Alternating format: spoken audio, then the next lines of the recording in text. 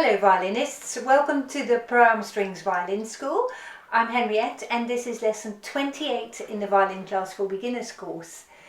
In this lesson we'll be playing The Jolly Student, which those of you who own a red book have got in your book on page 21. For those of you who are playing from an older version, in your book this piece does not appear, so if you follow the link below this video I'll put a copy of it on my website so you can find it there and still learn with us here. Let me play it for you first.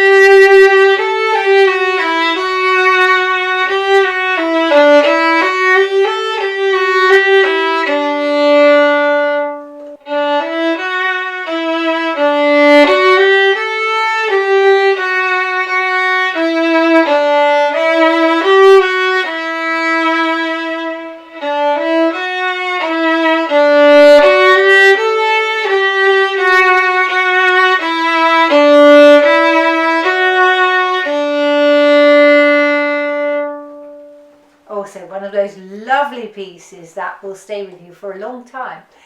Now, if you followed the other piece that we played in lesson 26, that piece that we played in lesson 26 didn't appear in the red book. This piece here doesn't appear in the old book, but there are many overlaps between the two pieces. First of all, we're starting both pieces on the up bow. And this piece we're also starting at the upper half of the bow, and we're starting it right at the point. So if you've made notes during lesson 26, please make notes as we go along this playing in this book as well. So start it at the point of the bow, so you might grab your pencil and write in a few things before we play it together. So we're starting at the upper half of the bow here.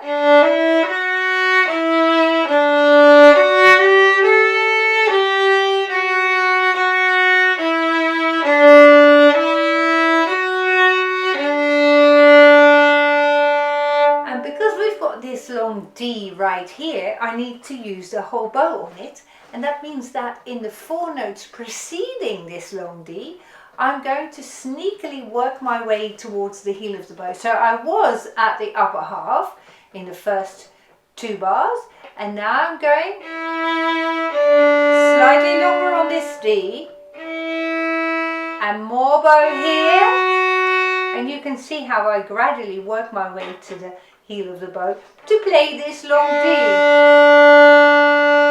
So I'll show you again. This is the third bar of your piece. Not too much down bow here, but a lot of up bow. Not too much down bow here, a lot of up bow. So we're just going towards the heel, pushing towards the heel of the bow all the time.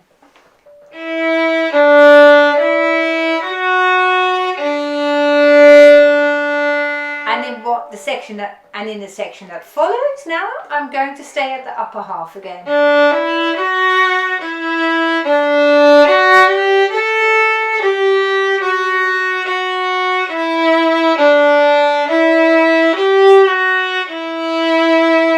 Except for in this last bar where I need to make space again for the long bow in the following bar.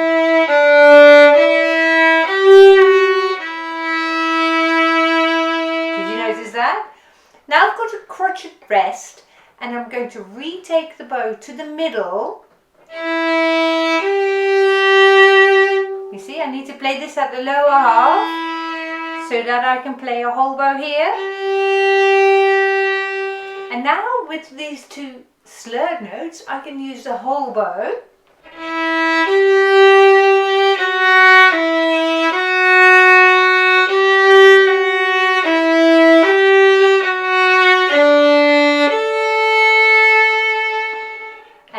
again. I need to retake now to the middle of the bow.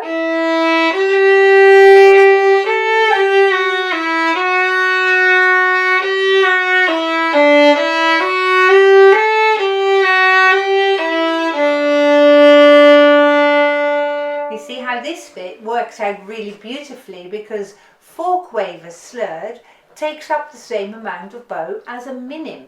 So I'll say it in American terms, 4 eighth note slurred take up the same amount of bow as 1 half note, you see? So that's how this works. Just once you've reset your bow here after the rest,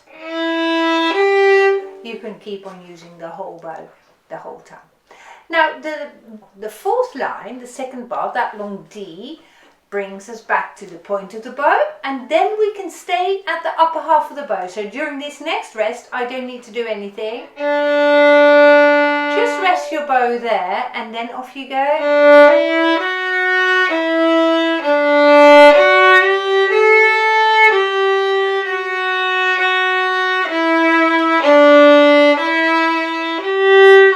You remember cheating a little bit here? Long bow. Stay where you are, because you can play the next section on the upper half.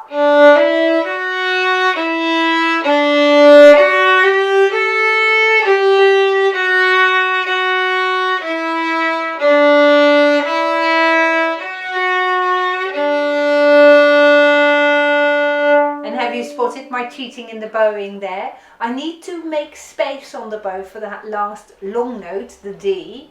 So I'm hovering my bow and I'm going towards the heel of the bow. Now at first I'm happily telling you this, how to play it and where on the bow to play. But once you become more experienced and you make a habit of reading ahead, sort of skim reading your music ahead, you will automatically start picking that up. It's just early days in your violin learning, and that's why I'm telling you now. And it makes perfect sense to start to become aware of where on the bow you're playing at this stage in your playing. But please don't feel like every single piece you play you need to work out where on the bow that is played. That will come with experience. You start to tweak that yourself. So let's play it together, shall we? Let's go over all our postures and your stance before we even start to play this piece, so we know that that is all in order. So step forward with your left foot a little bit and gently rock forwards and backwards with your knees loose. Then place your violin up on your shoulder and shift it to the side so that that corner of your jaw comes above the chin rest. Check over your finger line, your thumb and your tennis ball and your bow hold. My goodness me, you've got a lot of stuff in order now. We're starting right at the point of the bow, so be careful that your bow is nice and in front of you here. 2. I'll count us in for 3. 1, 2, 3.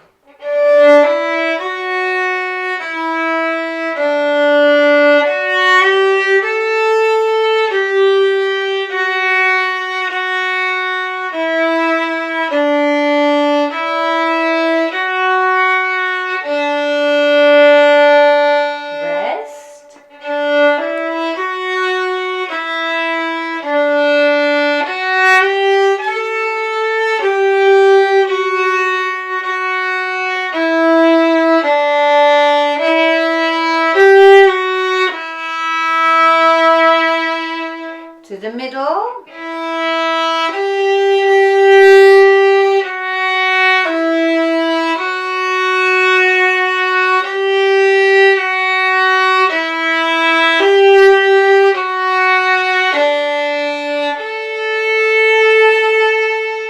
To the middle.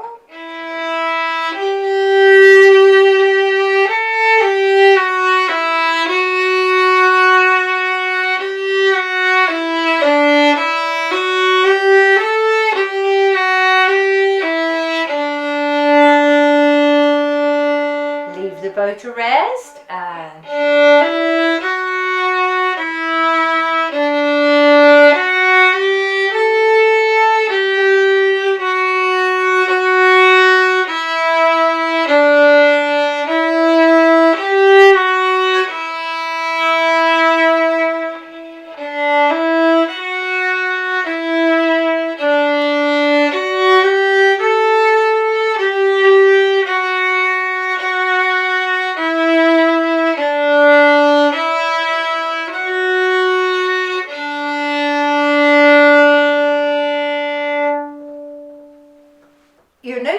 perhaps that you're making really good progress on your violin with these longer performance pieces. So well done for that. Now let's take a moment now to think about the counting in this piece. So when we look at the time signature of this piece, you can see that this is also in common time. So we have got 4 crotchet beats or 4 quarter notes in each bar, and you can see that here you've got 2 bars that have 4 beats in, 4 crotchet beats, 4 quarter note beats in there.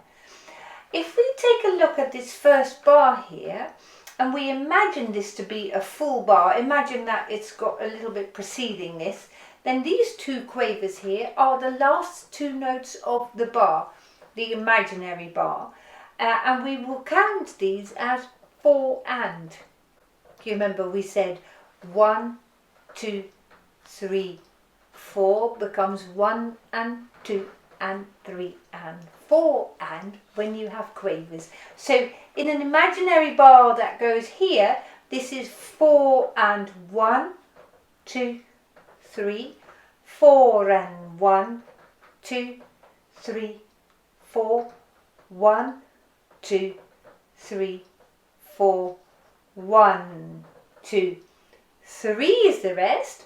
4 and 1, 2, 3, 4 and 1, 2, 3, 4, 1, 2, 3, 4 and 1, 2, 3.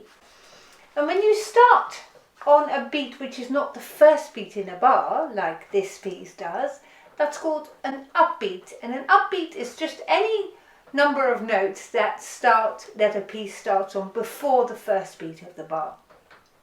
So here you have an example of an upbeat. And you notice that this upbeat comes back time and time again. Da da dum, ba bum, ba da dum. So I can phrase the piece in such sections that I always begin on the upbeat, you see. All right, let's just think for a moment now about the letter names of the notes. We've done a bit of practice in the previous lesson on that, and let's build on that. And let's just name all the letter names of the notes up until this crotchet here, shall we? So we're going D, E, F sharp, E, D, F sharp, G, A, G, F sharp, E, D, E, F sharp, D. Very good. And we need to become more fluent with our letter names because of what's coming very, very shortly. So really practice your letter names if you can manage this lesson. Now let's finish our lesson today by practicing this whole piece a little bit faster. So let's go and get your violin. And let's get ready with all your positions in place, your hand position, your foot position, your bow hold and so on. And I'll count us in for 3. 1, 2, 3.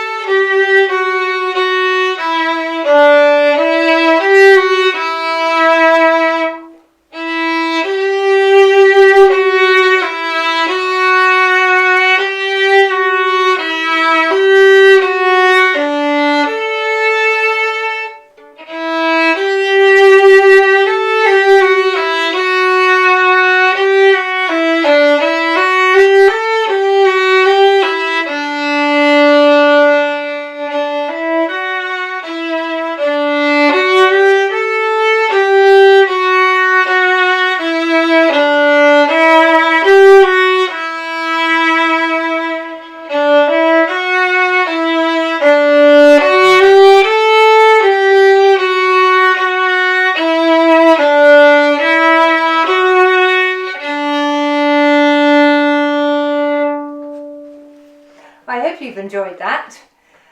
I very much look forward to seeing you again in the next lesson. Well done for today. Goodbye.